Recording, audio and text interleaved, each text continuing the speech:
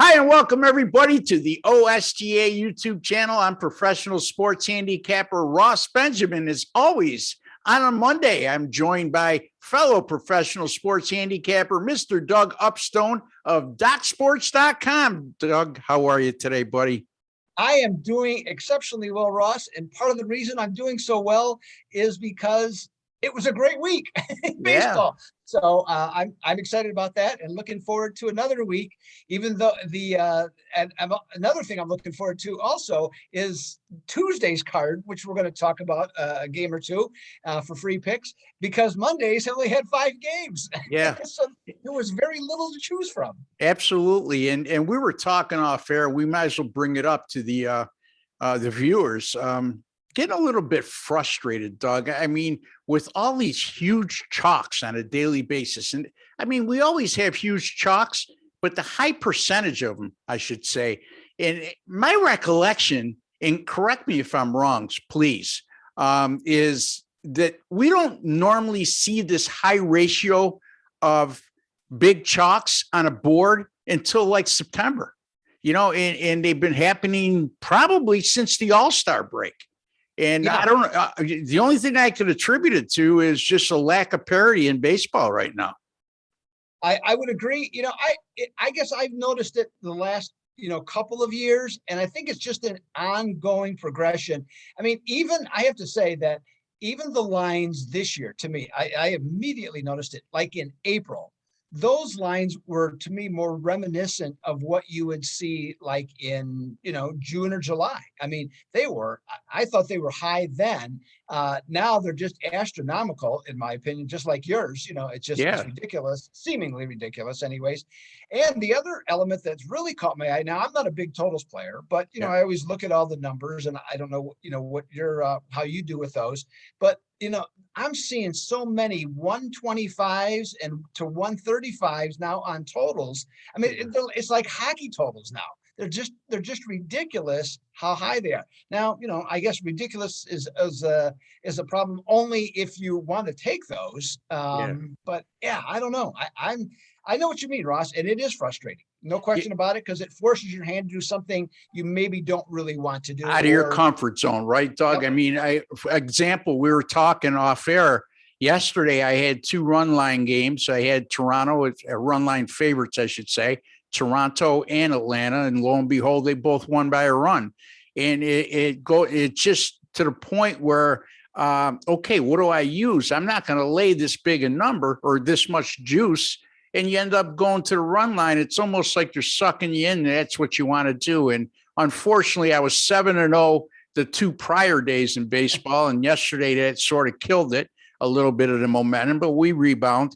And Doug, you're having a great year in baseball. I watched your video earlier today. And folks, if you're not watching Doug's videos, you need to go to the Doc Sports YouTube channel. He puts out a daily video Monday through Saturday. He's doing great with his free picks, and he's having a fantastic baseball season. Doug, tell the folks how you're doing, where they can find you, and how they can view your videos on a daily basis. Sure. Well, I think you already told them where to go, so that's good. So yes, the Doc Sports, and just look for this face, and I'm right there. And my approach, it's like Ross's. It's just acting like who you are. Okay, being friendly, being enthusiastic. And just telling it like it is, okay? And giving out the free picks. So that's my style. I know that's Ross's style, and I don't know. Think that's the best way to go. Now, in terms of the season, I started the second week of May. Things started to really go my way. Sure, I've caught plenty of breaks. You don't have a good record without getting breaks, okay? And if that's the case, and so it went really well. Then I hit parts of July weren't that great, okay? And I can say in all honesty, it was a few games under 500 in July. So, but I had built up a strong enough record that I could, take it, and so could all of my customers. But now, since last week, 11-3 run, Ross. And beautiful. It's gotten hot again. Okay. So we're 29 games over 500. Okay. In that stretch, it was like about 160 games, I think, or somewhere 170 games. And in terms of, again, how you do their units, they're 1 to 7. and I'm up 92 plus 92 units. Let's just call it that, 92 units in that time frame. So it has just been a wonderful season, and it's also been a great week. So looking to continue it as we go along. Yeah, it's very good, Doug. I mean, that's a hell of a record and it's a hell of a run. And like you just heard Doug say, he had a bad July. One thing you'll hear from us is we'll boast when we're doing well, but you'll also hear about when we lose as well. It's like a guy who always tells you about these big winning bets, okay? But he doesn't tell you that he's had twice as many big losing bets. So we're documented. There's no hiding. You can go to Doc Sports Daily and see their yesterday's plays. Same thing with my site. As soon as the game goes off, my games are listed right on my plays. So there's no shenanigans is what I'm trying to say. And I'm on a nice run with my Major League Baseball top plays this year. Those are 10-star top plays, which are equivalent to best bets, 26-14 on the season, which is good for 65%. As you can see, I don't give a lot of them out, but when I do, they've been effective this year. And 7-3 in baseball over the last 3 days, despite all my griping, had a very profitable weekend. Doug, how about a free play for the viewers today?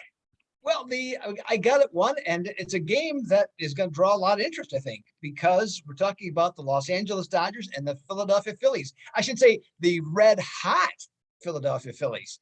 Now, Phillies have stormed to the lead in the National League East with their 8-game winning streak. Okay, they swept the Mets, and to me, they're looking like American Pharaoh when he won the Triple Crown in 2015. I mean, just right to the head of the pack, and so they're playing great baseball. But here's the thing, baseball is a funny game. And that division is so poor this year that here they are, Philadelphia, they're 58-53 as we do this video. And their run differential for the season, Ross, is -5. Okay. That tells you a tale about a team that's hot, but not necessarily good. Now, I'm not saying Philadelphia just won't roll the rest of the season and get into the playoffs. And, and who knows? What is it? Tony La Russa had a St. Louis team that won 83 games and they won a World Series. Yeah. So, hey, things can happen. Now, the Dodgers, they have their flaws, but you know what? Who wants to play the Dodgers in the playoffs? Okay. I don't know anybody that wants to. Okay. So when you consider the fact that the Dodgers are 1-12 in extra innings on the season, on an 11-game losing streak in extra innings. That's even worse than I do in extra innings, Ross. I heard plenty of those complaints over the last couple of months.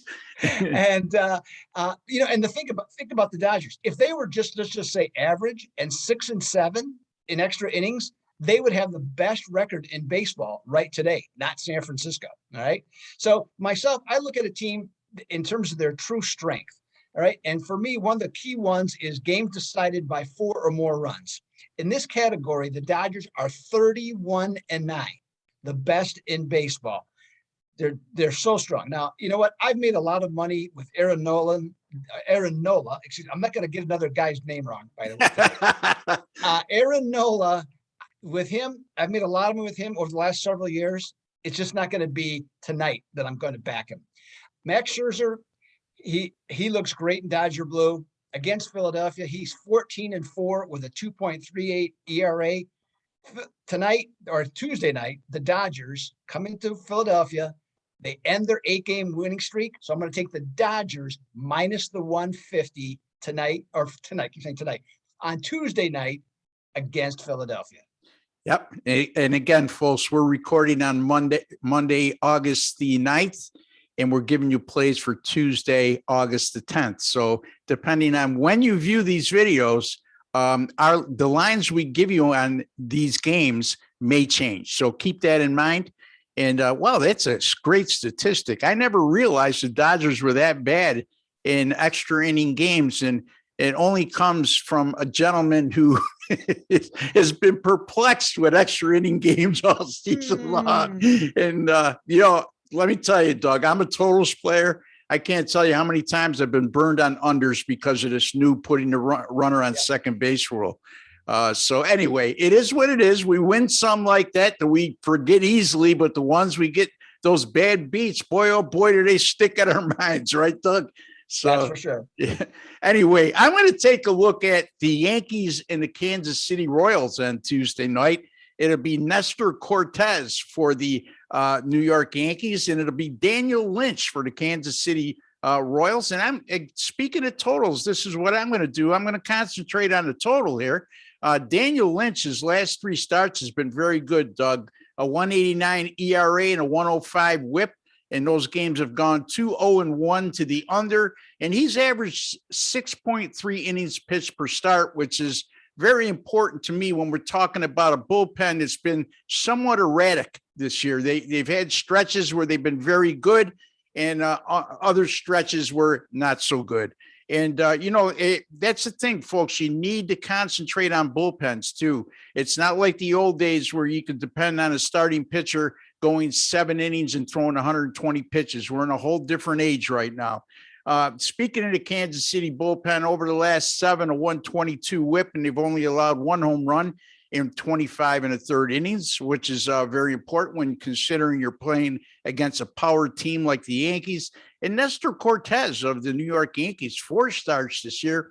All 4 have gone under the total, and his 2.00 ERA and 0.94 whip had a lot to do with those low scoring affairs. He averages less than 5 innings pitched per start. However, the Yankees bullpen is back in form of late. Over the last 7 games, a 1.74 staff ERA, and they've only allowed 1 home run and 31 innings pitched over their last 7 games. Again, 2 bullpens that are pitching pretty good, 2 hot starting pitchers. Kansas City has played 11-2-1 to the under in the last 14. The Yankees 14-3 to the under in their last 17, and 9-1 to the under in their last 10 on the road. And they had a lot to do with that, Doug, because all 10 of those road games, they scored 4 runs or fewer. So I'm going to go under the total there. I just think it's too high a total, even with these inexperienced starting pitchers. I'm going under 10.5 with the Yankees and the Kansas City Royals on Tuesday, August 10th. And Doug Upstone likes the LA Dodgers minus 150 over the red hot Philadelphia Phillies. Doug, any final thoughts before we close? Yeah, to your point then too on that game is that both offenses have been not very good with the Yankees and Kansas City. I believe 4.1 runs per game for each team. So I think you're right, Ross. I think there's some excellent value there. Yeah, and then we're taking Anthony Rizzo out of the lineup, who's got COVID, and adding those 2 left-handed bats, Gallo and Rizzo, has made a huge difference for the Yankees because they're a lot harder to pitch to now. There's nobody you could dance around in that lineup.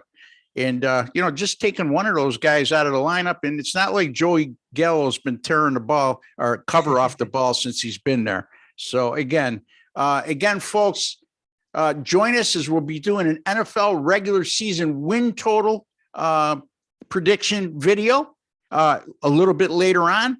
And until the next time, for Doug Upstone and Ross Benjamin, good luck and God bless.